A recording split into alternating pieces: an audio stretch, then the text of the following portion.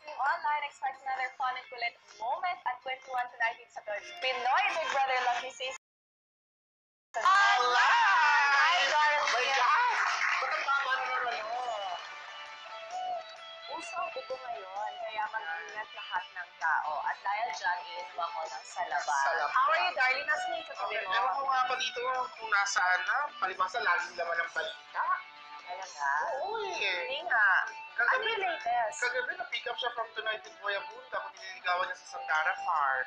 Alam mo, yan ang nagagawa pala ng wala sa set ng Nasa Oras. Tapos kanina naman sa Magandang Buhay, nakita mo nasa bayaw din siya. Broken hearted nga mo si Robby.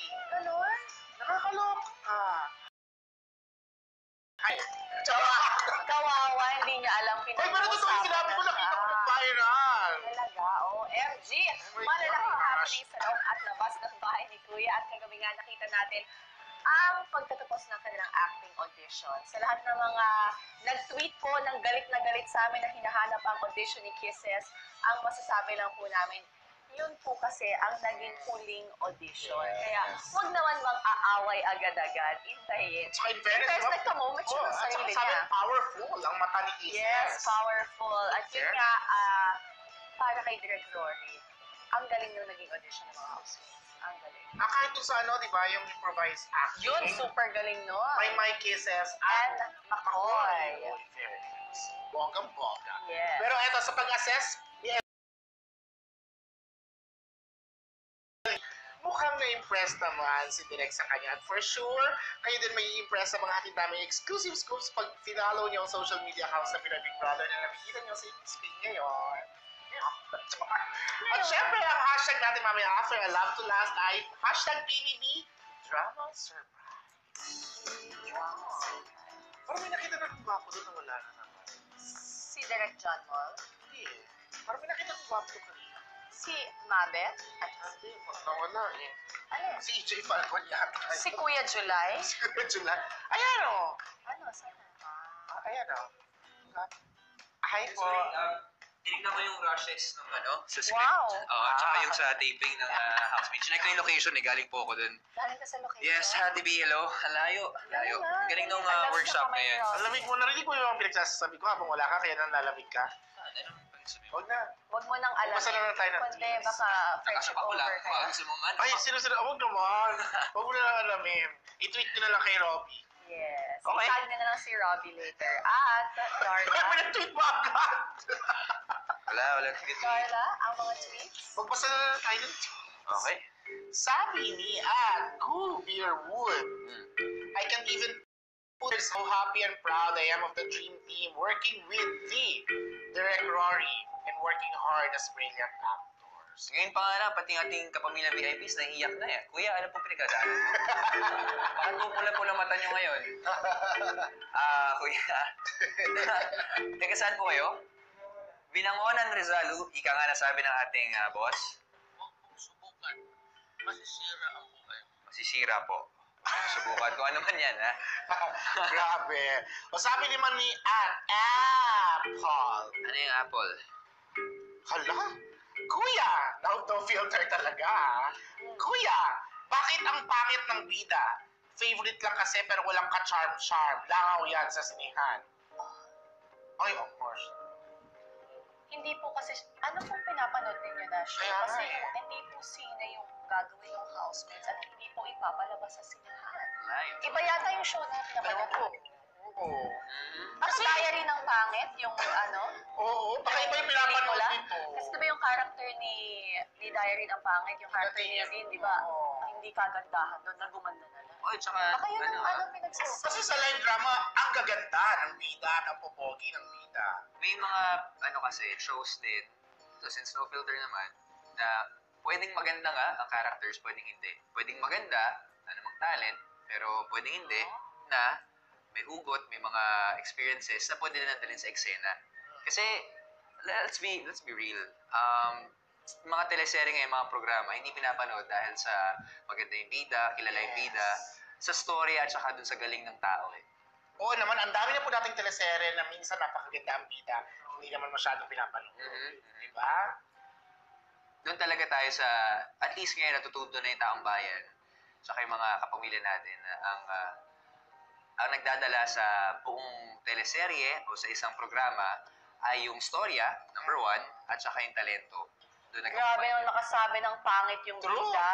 Iniisip ko ako sino sa housemates na natitira ngayon yung pangit para Kung si Apple Cruz, sino bang sinasabihan niyang pangit ang bida?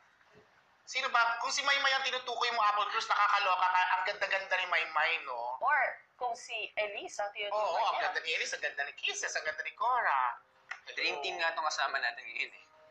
Sa Dream Team. Ewan ko kay Apple Cruz. Pero thank you, Iba Apple yata Cruz. yung pinapanood. Kasi you Oo, took nagkakaroon time, ng hashtag sa... took time to tweet. Maraming salamat. Si Ayesha Khan sabi, I love how Direct Rory motivates the housemates. Siya yung tipo ng direktor na hindi mo kakatakutan pero bibigyan mo ng sobrang respeto. Na-realize ko yan nung nasa set ako kasama si Direct Rory. At nung Kagabi? una, kagabi, isa sa mga kinakatakutan na personalidad sa una ng mga tao. Kasi syempre, big name, award-winning director. Pero nung dinner na, nung nagmi-meals kami. Ano yung dinner sa Tagalog? Dinner break. Dinner break, hapunan. Naghahapunan na kaming lahat. Si Direk Rory, Tawa tayo si Mom. pasensya na po, sa school ko po dati, hindi po nasasabi yun eh. Oo. Nung naghapunan kami, siya mismo yung natanong, ba't di ka na umaarte? Sabi ko, Direk, sa totoong buhay lang ako umaarte. Hindi ko po kayang Uy, umugot. sinabihan ka ng ganun. Ibig sabihin, good chat na yun. Kasi nung nag-press ko, di ba sabi mo gusto mong mag-audition sa kanya? Hindi, pero grabe ang respeto ko ngayon kay Direk Rory kasi Yes. 25 years na niya ginagawa ito Grabe, no? At tinanong ko, Direk, hindi ka ba napagod? Sabi niya, paano ka mapapagod sa ginagawa mo kung mahal na mahal mo trabaho at mahal na mahal ka rin? Tama. Pero pahiwatig ka talaga yung Magandang Robbie. motivation. Umahal ka na. And I'm sure you can do that. I think I can do that. Oo, but... Let's see, abangan natin. Sige. Anong klaseng role kaya ang magpapa-oo kay Robbie na umarte muli? Uy, Baka kailangan niyo may love scene ulit. Tulad ay, ng uy, dati huwag ginawa natin niyo. usapin ni Love. Ito mo na yun. Bakit pa wala pag-usapan ng love scene? Wag! Dati meron Love na. team. Eh, kamusta nga? Kamusta yung part kagabi? Open ba yun sa love? Pag hindi walang taping, walang shooting, open ba yun? Parang hindi. Secret location talaga siya. San banda Sa secret. yung part na yun? Somewhere in Cebu. Nasa Cebu. Mama Yes. Cebu. Metro Cebu. Doon lang, malapit lang yun sa gilid. Open siya to anyone or I'm not really sure eh. Hindi ko alam. Kasi dumating kami doon, umaga pa lang, tapos kasabay ng mga housemates. So, andun na yung mga marshals naka-set up na. Yung umalis kami, ganun din. So, hindi ko sigurado kung ano nga ba yung... hindi siya kontento sa sagot mo eh. Ha? Hindi siya kontento sa sagot. Ano ba dapat ang sagot? Hindi, pumunta ka ng secret location. Tingnan mo. Kung ano mo alam doon. Tatanong Ay, mo. nako. ang susunod. Galing kay at Summer is here, _24. I've Oh. experienced working behind the camera at sobrang hirap talaga. So I salute you, Elise, for working so hard without complaining. Ay, ang hirap talaga. Diyos ko. Mga Nung production assistants nag-start natin. kami, nung nag-start ako, 5 kami nag-start. Bago pa kami yung actual work day na talaga, ako na lang nakatira. Sa CDG, Ano yung CDG?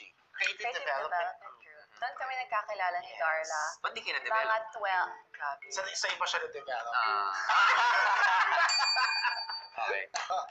Pero mahirap talaga in all fairness. Akala lang nila, di ba, mahirap. Yes. No? Akala glamour, pag gano'n. Tsaka ang matindi rin doon sa mga production assistants natin, or kahit sa lahat ng mga kapamilya natin na trabaho sa likod ng camera, akala natin pag sinabi ng cut or pag sinabi ng uwian na doon natapos ng trabaho, hindi. Pati hanggang sa pag-uwi nila, iniisip nila ano ba ang kailangan gawin the next day. At sila ang pinakaunang nagsiset up bago maganap ang actual show. At sila din ang nagbabaklas at naghihintay pag natapos na ang show. Kaya saludo kami sa lahat ng tao. Galing-galing kami. Thank you guys. Thank you. Tatak mo pa ba? Galing kay at Asian Lady Abroad. Nakakatuwa yung live chat with Robbie sa set. Kasi kitang-kita talaga ang totoong ganap sa trabaho ng artista. Yung mga nakikita natin sa telebisyon, again, 5 minutes lang or 10 minutes per gap.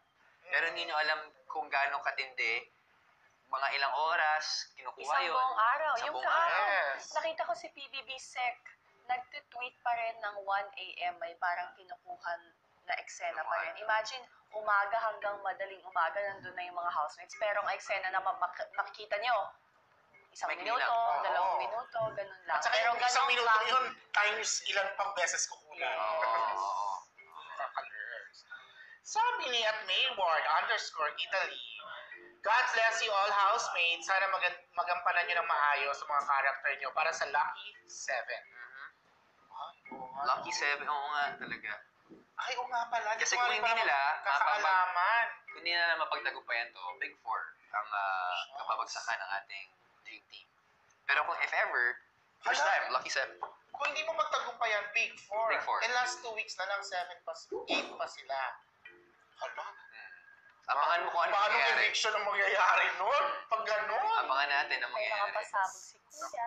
Thank you Maraming sa lahat ng salamat sa tweets. Oo, thank you. Thank you. Hi, Apple Cooks. Thank you din. Bakit? Ano po yun? Si Apple yung nag-tweet. Ay, Follow siya. ang tweet. Ni Apple Chew. Singer. Dati. Ang kilala ko ay Apple Salas. Or Apple sa Gupiense. Sa Kumiense, oo.